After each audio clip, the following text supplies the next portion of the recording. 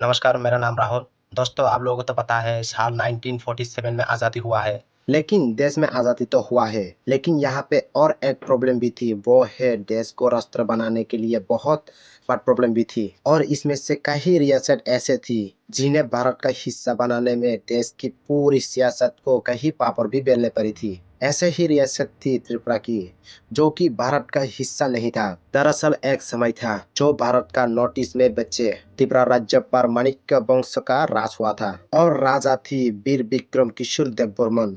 लेकिन जिस त्रिपुरा की आज हम बात करने के लिए जा रहा हूँ, और मैं भी त्रिपुरा से ही बिलोंग करता हूँ, और हमारे त्रिपुरा को अंग्रेजी वाले हिल त्रिपुरा बुलाती थी। साथ ही इसमें त्रिपुरा जिला आता था। इसकी पहले उदयपुर त्रिपुरा राजधानी हुआ करता था। फिर आधारी छाती में उल्ट अगरतला और 1900 साल सदी में एक नया शहर को अगरतला नाम देकर राजधानी बनाया गया था। इस तरह से इस इलाका का नाम और काम दोनों समय समय पर बदलते रहा। और तब त्रिपुरा के राजा आसपास इलाका जैसे नोआखाली और सिलेट से भी जमींदार वसूल करती थी, जिसका एक हिस्सा अंग्रेजी के पास जाता था। यानी बिल्कुल वैसे ही जैसे कि पूरी भारत में हुआ करता था। लेकिन आजादी के समय पर देश का बंटवारा भी हुआ था, जिसमें सारी रियासत की राजगिरी निकल गई। लेकिन यही पर एक गेम इससे रियासत के साथ हुआ की रैली की, जिससे में भारत और पाकिस्तान बंटवारा की लाइन खींचा थी। उसमें त्रिपुरा जिला यानी आजकल त्रिपुरा और नोआखाली समय पर काफी पाकिस्तान गोदी एरिया, इसके अलावा सिद्ध गांव का पहाड़ी इलाका भी पाकिस्तान हिस्से में चला गया था। जितने की 97% जनसंख्या की बहुत धर्म मानने वाली थी, और ये लोग भारत से चाहती थी, बिल्कुल वैसे ही जैसे उसने पश्चिम में लाहौर के साथ किया था। या हिंदू की संख्या बड़ी होने के बावजूद वो पाकिस्तान की हिस्से में चला गया और वापस त्रिपुरा पर आई, तो मुस्लिम लीग 1947 की शुरुआत से ही इसको लेके बहस कर रहा था कि ये इलाका उससे ही अपनी पूर्वी पाकिस्तान में चाहिए। और ऐसे में दंगल का माहौल भी हो गया, और जब माहौल बिगड़ा तो इन लातों से लोग भागकर त्रिपुरा और आसपास के राज्य में रहने के लिए पहुंचा। 1947 के अप्रैल महीने तक राजा वीर विक्रम को पता चल गया था भारत पाकिस्तान बंटवारा की घोषणा होते ही सिचुएशन और खराब जाएगी। लेकिन उन्होंने 28 अप्रैल 1947 की रोज राजा वीर विक्रम घोषणा किया कि त्रिपुरा भारत का हिस्सा बनेगा। इस बाबत तो उस संविधान सभा की सचिव को टेलीग्राम भेजकर खबर भी कर दिया। लेकिन ये कहानी चली रही थी कि इसकी कुछ ही दिनों के बाद 17 मई को अचानक महाराजा की डेथ हो गई, जिससे कि त्रिपुरा की भविष्य पेंडुलम की तरह जुड़ गया, जो कि युवराज किरीट विक्रम किशोर माणिक्य भी सोते थे। इसलिए एक रीजेंसी काउंसिल बनाकर राज का काम ले लिया महारानी ने। बता दे, साल 1914 में पैदा हुआ महारानी कांचन प्रभात पन्ना की महाराजा के सबसे बड़ी बेटी थी। 17 साल की उम्र में उनका महाराजा से शादी कर दिया गया था। महाराजा की मौत के बाद ये सारी जिम्मेदारी उनकी आ गई थी, और बाहरी भी भीतरी शक्तियों से लगातार खतरा बना हुआ था। ऐसे में राजमहल के भीतर से शुरुआत हुई एक षड्यंत्री, वो भी बिल्कुल टिपिकल राजाओं वाली। वो भी राजा वीर विक्रम की एक सौतेली भाई हुआ करते, दुर्जय किशोर। और तो और इन भाई की खुद राजा बनने की बड़ी तमन्ना थी। इसलिए जयचंद्र ने दुर्जय किशोर ने अब्दुल बारिक और गुदू मियां से हाथ मिला लिया, जो तब उस इलाके में सबसे राइस लोगों में एक था, और अंजुमन इस्लामिया नाम के एक संगठन के लीडर हुआ करते थे। इस संगठन को मुस्लिम लीग का सपोर्ट मिलता था। इसकी बात सत्ता दुर्जों के हाथ में आ जाती, लेकिन उनकी सामने दिक्कत थी। 11 जून को त्रिपुरा काउंसिल ने एक नोटिस निकाला और सारी जनताओं को ये बता दिया कि महाराजा वीर विक्रम पहले से ही भारत में मिलने का निर्णय ले चुका है। इसके अलावा उन्होंने त्रिपुरा की तरफ से संविधान सभा में अपना रिप्रेजेंटेटिव में नामजद कर दिया।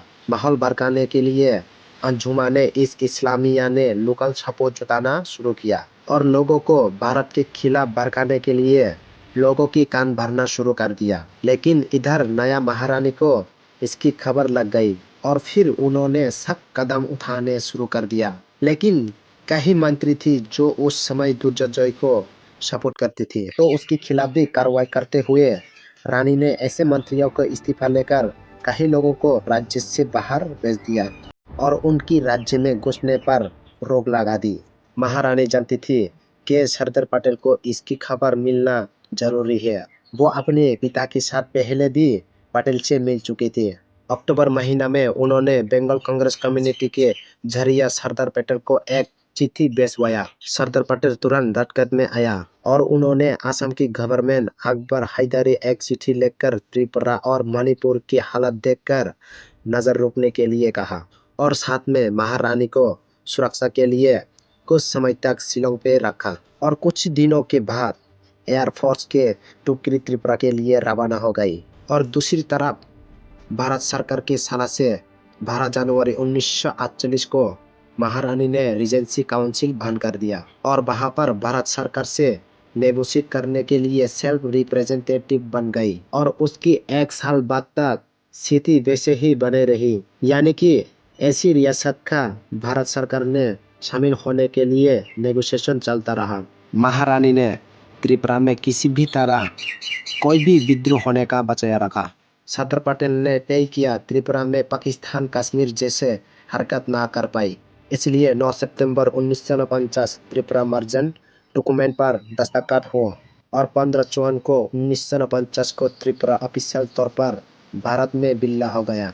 और 1956 में त्रिपुरा को यूनियन टेरिटरी दर्जा मिला और 1971 में पूर्ण राज्य का दर्जा भी मिल गया। एक तरह से देखा तो साल 1971-72 जहाँ भी जिगर होता है वहाँ सिर्फ भारत पाकिस्तान की जंग या पूर्व प्रधानमंत्री इंदिरा गांधी एक जिगर मिलता है। साल 1971 को भारत की हिस्टोरी में इस जंग में हमारी जीत का याद किया जाता है। 1971 की जंग आखिरी लड़ी गई थी और इस जंग के तुरंत बाद ऐसे देश में 3 राज्यों की काम किया गया, इसमें से एक त्रिपुरा भी था। बात इसमें करें तो मणिपुर का लंबा और सुंदर इतिहास रहा है।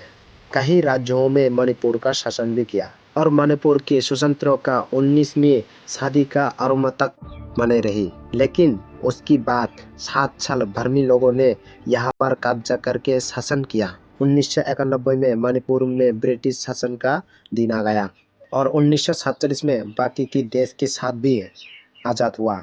21 जनवरी 1972 को मणिपुर को पूर्ण राज्य का दर्जा भी मिला, लेकिन ये देश भारत के लिए बहुत जरूरी है। मणिपुर की पूर्व में म्यांमार, उत्तर में मेघालय, पश्चिम में असम और मिजोरम तथा दक्षिण में म्यांमार और मिजोरम गिरा हुआ है। और इस राज्य के 9/10 भाग में पहाड़ियाँ है। यहाँ पे 70% आबादी इन पहाड़ों में निर्भर करती है।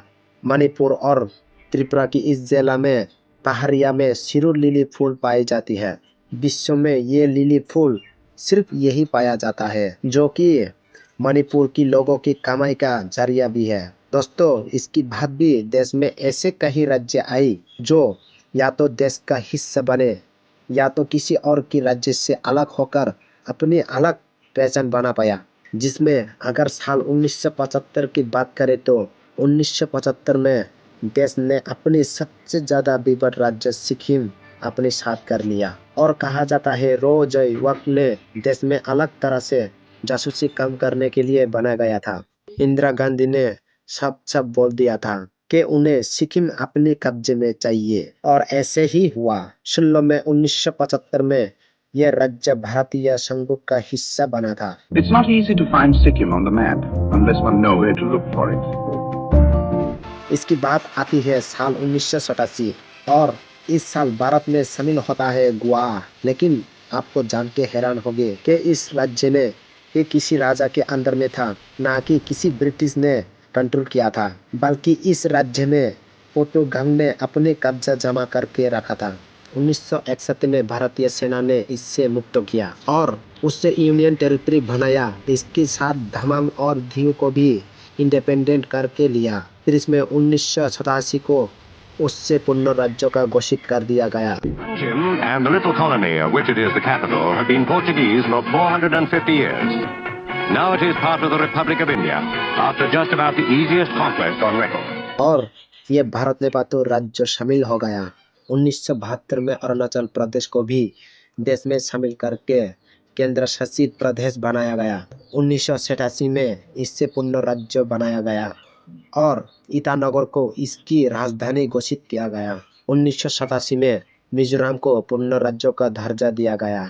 इसके पहले असम के एक जिला था।